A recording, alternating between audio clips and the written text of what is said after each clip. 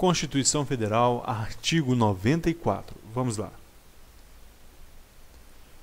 1/5 dos lugares dos tribunais regionais federais, dos tribunais dos estados, do Distrito Federal e território será composto de membros do Ministério Público com mais de 10 anos de carreira e de advogados de notório saber jurídico e de reputação ilibada com mais de 10 anos de efetiva atividade profissional, indicados em lista sextupla pelos órgãos de representação das respectivas casas. Vamos entender isso aqui? Nós estamos falando do 5º constitucional. O 5º constitucional. 1/5 dos lugares dos tribunais. Eles serão ocupados por certos membros. Existem vagas reservadas pela Constituição Federal. Então, seja o Tribunal Regional Federal, Tribunal dos Estados, Tribunal de Justiça Federal, Tribunal dos Territórios, quando houver, se houver, será composto de membros de quem? Ministério Público com mais de 10 anos de carreira. Primeiro fato que nós vamos analisar. Ministério Público com mais de 10 anos de carreira. Se não houver membros do Ministério Público com mais de 10 anos de carreira, o STF já concordou que é possível que entre ministros, ou melhor, que entre promotores de justiça com mais de 10 anos de carreira, com menos de 10 anos de carreira, para assumir a vaga no tribunal, quando não houver, e de advogados com notório saber jurídico e reputação ilibada, com mais de 10 anos de carreira efetiva profissional. Existem vagas também para a OAB. A OAB também tem as suas vagas. Se não houver advogados naquela região com mais de 10 anos de carreira, é quase impossível, né? Aí sim também poderá outros com menos. Mas sempre há advogados com notório saber jurídico e reputação ilibada. Ele não pode ter antecedentes ali criminais, antecedentes penais. Indicados em lista sextupla, uma lista com 6 nomes, pelos órgãos de representação das respectivas classes. Quem são esses órgãos de representação das respectivas classes? Advogados, OAB. É o órgão que vai enviar a lista para escolher o ministro.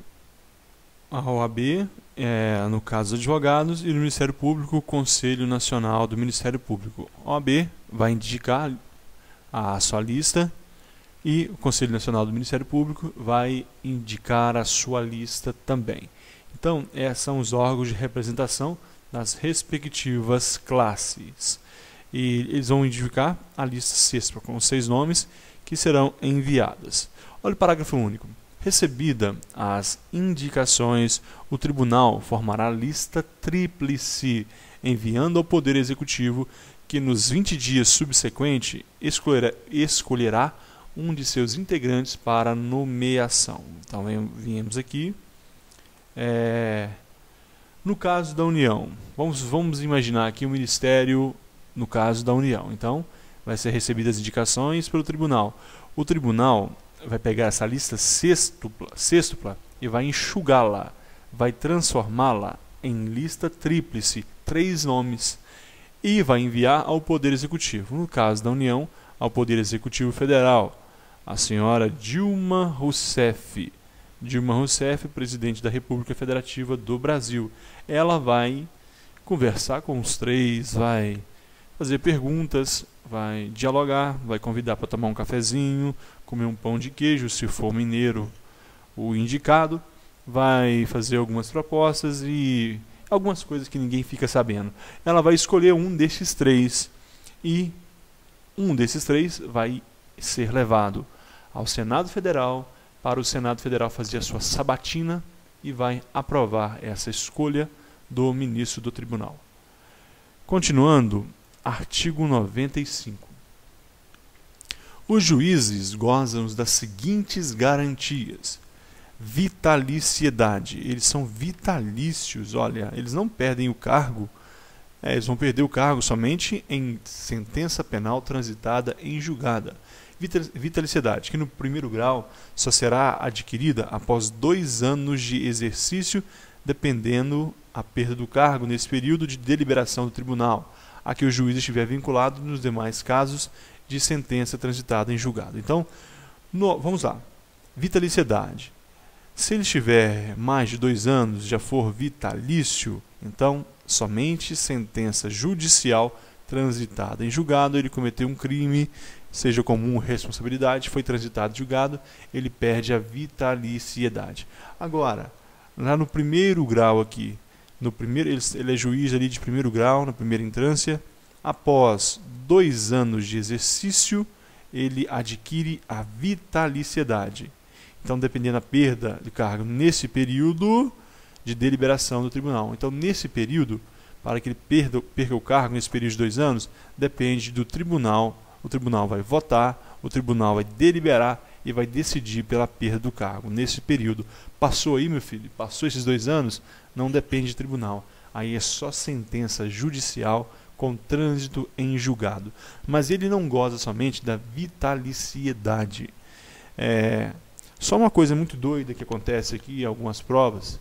Às vezes o examinador da banca ele não tem ele está sem inspiração, ele não tem como colocar alternativas, ele coloca ali: o juiz perderá o cargo por sentença em primeiro grau, por sentença por processo civil, e coloca lá morte. Então ele não tem o que fazer, é lógico, morte, ele vai perder o cargo, né? Ele não vai ser mais juiz com a morte, mas tem uns doidos aí que colocam isso. Mas a resposta correta e mais correta é sentença judicial transitada em julgado. 2. Inamovibilidade, salvo por motivo de interesse público na forma do artigo 93. Imagina um juiz que não tivesse a inamovibilidade. Ele vai julgar o prefeito. Ele é um juiz do tribunal, ele vai julgar o prefeito por crime de responsabilidade.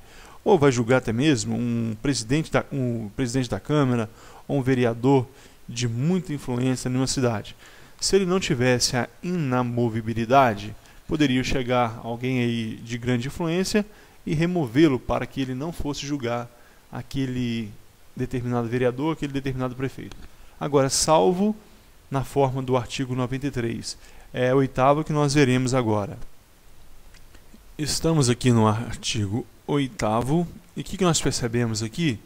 Que essa inamovibilidade do juiz não é absoluta, ela é uma inamovibilidade relativa. Marque isso na hora da prova: inamovibilidade relativa. Por que ela não é absoluta? Porque se o tribunal ou a maioria absoluta do tribunal, vamos grifar aqui, a maioria absoluta do tribunal, ou o Conselho Nacional de Justiça, esses dois, maioria absoluta do tribunal, ou o Conselho Nacional de Justiça, deliberar pela remoção daquele juiz, é lógico que vai ser assegurada a ampla defesa, ele pode ser sim removido. A sua inamovibilidade não será absoluta, ela será cassada, será anulada e ele será removido. Então, maioria absoluta do tribunal ou pela deliberação do Conselho Nacional de Justiça. Por quê? Motivo diverso. Ele está perseguindo alguém ou algum fato ali de relevância. Maioria absoluta do respectivo tribunal e deliberação do Conselho Nacional de Justiça. Portanto, essa inamovibilidade poderá ser retirada. Então, guarde isso. Mas a regra é que ele goza de inamovibilidade, salvo o motivo que nós lemos. Então, aqui nessa inamovibilidade, ele vai ser removido, por exemplo, de uma determinada comarca, somente quando ele quiser. Então, há 3 motivos. Quando que ele vai ser removido? Quando ele quiser, por decisão do Conselho Nacional de Justiça e maioria absoluta do respectivo tribunal, assegurado nos 2 últimos casos ampla defesa. Vamos repetir? Quando que o juiz será removido? Quando ele quiser, a pedido, segundo, por maioria dos votos do respectivo tribunal ou deliberação do Conselho Nacional de Justiça, assegurado a ampla defesa. Continuando, ele goza ainda de irredutibilidade de subsídio, ressalvado o disposto no artigo 37, 10, 11, 39, parágrafo 4º, 152, 153 e 153, parágrafo 2º e 1º. Vamos entender isso? Irredutibilidade. Seu salário não pode cair, não pode ser abatido, ele não pode perder vantagem, ele não pode ser diminuído o seu subsídio. O artigo 37.10 fala que ele só pode receber por subsídio, sem nenhuma vantagem, sem nenhum acréscimo, sem nenhuma gratificação, assim como os membros de poder, aqueles políticos, as polícias. O 11 vem falar sobre o teto, ninguém pode receber mais do que o presidente do STF, fala que o salário o subsídio dos desembargadores será de 90 inteiros e 25 centésimos do salário, do subsídio do presidente lá do STF. O artigo 39, parágrafo 4º, ele fala simplesmente que é vedado qualquer forma de gratificação, abono, somente o mesmo subsídio, enquanto o 152, nós já vimos várias vezes esse 152, ele vem falar sobre deve haver equivalência entre profissionais do judiciário que exercem a mesma função. Um juiz que exerce determinada função não pode receber menos ou mais do que o outro que recebe que exerce a mesma função. E o 153.3 fala que os juízes não pode lhe ser criado pelo município desconto qualquer, não pode haver desconto no seu salário, não pode haver ali ou melhor, no 153, inciso 3, ele vem dizer que compete à União constituir impostos de qualquer natureza. Então, o juiz não pode, primeiro, criar impostos. E segundo, não pode também ali o município ou o Estado deduzir nada ali do seu salário. Somente a União, somente por lei da União que poderá ser criado algum imposto, alguma taxa sobre renda, somente a União. E o 153, parágrafo 2, inciso 1, vem dizer que se a União criar qualquer imposto que implique no subsídio do magistrado, será informado pelos critérios de generalidade, universalidade, progressividade na forma da lei. Nós já falamos sobre isso em vídeos anteriores e sem importância para a nossa prova. O que é importante é o que nós veremos agora. Vedações aos juízes. Isso aqui sim cai em prova. Isso aqui, no parágrafo 3, o que cai é a irredutibilidade. O principal, 37.10 e 37.11. Agora, as vedações aqui são importantes. Exercer, ainda que em disponibilidade, ou seja, ele está em casa, recebendo proporcional, outro cargo ou função, salvo de magistério. Ele pode exercer somente professor, magistério, somente isso, somente a única acumulação permitida ao juiz.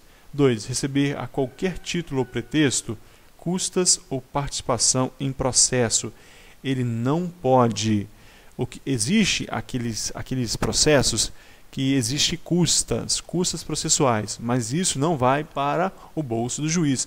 Ele não pode receber a qualquer título ou pretexto custas ou participação em processo e dedicar atividade político-partidária. Ele deve ser plenamente neutro. Por quê? Porque em alguns casos ele pode até mesmo ser nomeado um juiz eleitoral, ser responsável pela aquela determinada comarca em período eleitoral. Então não pode dedicar-se à atividade político-partidária. Então essas vedações caem em prova. Não pode exercer outra profissão, salvo magistério, ainda que seja em disponibilidade, ou seja, em casa, recebendo proporcional, receber a qualquer título, participação em processo, dedicar-se à atividade político-partidária. 4. Receber a qualquer título ou pretexto auxílio ou contribuições de pessoas físicas, entidades públicas ou privadas, ressalvadas as previstas em lei. Ele não pode receber auxílio, contribuição, pessoa física, entidade pública ou privada. O que acontece aqui, essas exceções previstas em lei? O que a lei permite? Pequenos presentes em épocas especiais. Por exemplo, um juiz que Ele concedeu, por exemplo, imagine um exemplo, ele concedeu a guarda de uma criança para uma mãe que um pai havia tomado a criança. Então vamos supor que no Natal a mãe vai dar uma cesta de Natal para aquele juiz. Então, caso pequenos presentes em épocas especiais, isso está previsto em lei que isso é permitido, mas fora isso, auxílio e contribuição de pessoas físicas ou entidades públicas ou privadas, não. 5. Exercer a advocacia no juízo ou tribunal do qual se afastou antes de decorrido 3 anos do afastamento do cargo por aposentadoria ou exoneração. O juiz exercia juízo, era juiz singular ou tribunal na cidade de Franca, São Paulo. Ele se afastou, ele não é mais juiz, se aposentou ou qualquer outro motivo. Qualquer outro motivo, aposentadoria, exoneração, ele tem OAB, ele vai exercer advocacia para seu sustento ou para ganhar um dinheirinho a mais. Naquela comarca, naquele juízo, naquele tribunal, naquele local em Franca, onde ele exerceu a função, somente após 3 anos ele vai poder exercer a função advocatícia. Somente após 3 anos do afastamento. Ok, terminamos aqui o artigo 95. Eu encontro você no artigo 96. Muito obrigado e até a próxima.